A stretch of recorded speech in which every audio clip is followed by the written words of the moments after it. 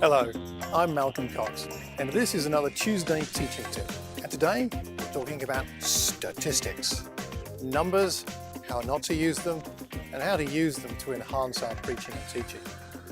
Now, this is a very important subject because preachers do have a bit of a reputation for over-exaggerating and not using numbers and statistics accurately, and I myself have been at fault in this area in the past.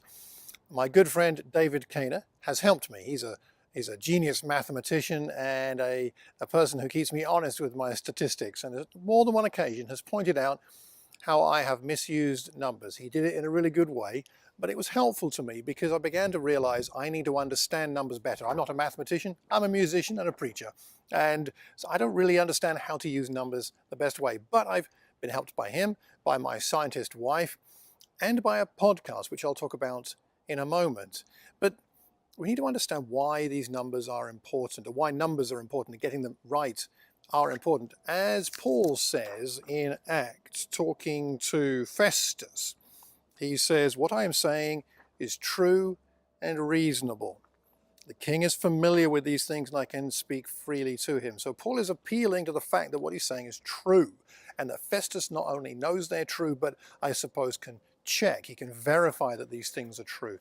We need to be sure as best we can that what we're saying is true. Just because we saw a headline in the newspaper, on an internet site, someone sent us some numbers, doesn't mean they're accurate. Have we checked them, at least to the best of our ability, and how do we use them? I want to give you an illustration. I used this, I think it was this last Sunday in a sermon, an article or an excerpt from an article from Christianity Today magazine entitled Porn Stats.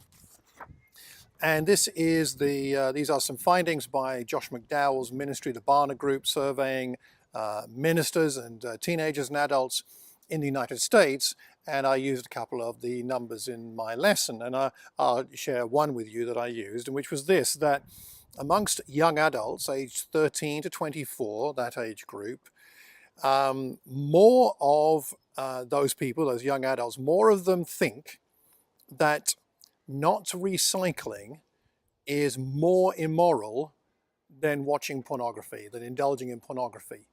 They think not recycling is more immoral than pornography, and that's a pretty startling statistic. But I need to know, are these people who claim to be Christians or not? Because in this article, which you can have a copy of if you're interested, email me, there are some statistics that apply to Christians, some to non-Christians, some who, and even with the Christians, these are self-identified Christians who have attended a church service in the past month and say that their faith is important to them. So if I was going to use these statistics again, I'm not sure I gave all the right caveats on Sunday. I have to go back and look at my recording. But I think I would need to say, of some of these statistics, they're from people who aren't Christians and some who are, and in fact they self-identify as Christians and we don't know everything about their faith. And for these statistics about young adults, actually in this article I can't tell whether these are calling themselves Christians or not. Even so, the numbers are alarming and shocking, and that's okay. But I need to think about what I can check, what I can't check, and for what I can't check, what caveats, what extra information to give to indicate that I am cautious about the exact details. That's so important.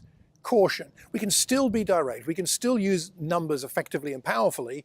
And in fact, these numbers, whatever the detail, are something that means something. It's just important that I know what I'm saying and the people I'm speaking to, the congregation, any audience I'm addressing, know where this is coming from and how much I've checked it. So let me ask you, when you use numbers, when you use statistics, how much do you check what you're speaking about? And how clear are you to the people you're speaking to about where you got these numbers from and how verifiable they might be? Have you thought about that? What do you say to those people? And if you're new to the world of numbers and statistics, as I certainly was a few years ago, may I encourage you to find someone in your congregation that understands statistics and numbers and how to use them, and have a conversation with them about how you can best use them in your lessons. And I recommend a BBC podcast, which I've been listening to for a while, called More or Less. It's part educational, it's partly quite funny and entertaining, and there's a short version of 9 minutes, there's a longer version of 20 odd minutes.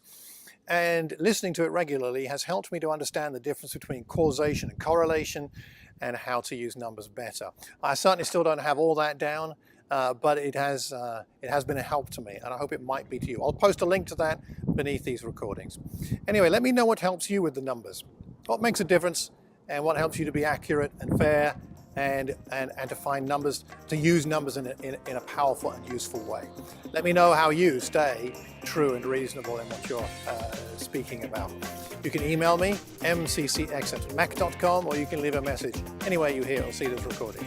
Until the next time, I hope you have a terrific Tuesday and a wonderful week. God bless.